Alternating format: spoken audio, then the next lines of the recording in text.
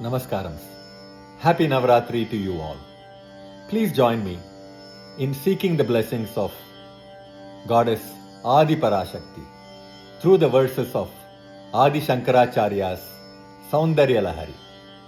Today we will be chanting Shlokam number 27 and 28. Japo jalpa shilpam Sakalamapi mudra virachana Gati pradakshinya Kramanamashanadya huti vidhihi Pranama samveshah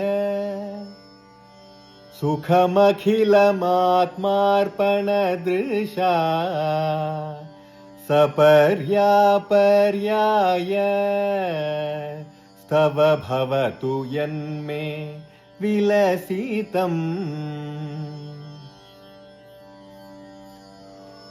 Sudhamapyasvadya Pratibhaya jara mrityu harini Ipadyante vishve Vidhishatamakhadya divishadaha Karalam yakshvelam Kabalitavataha Kalakalana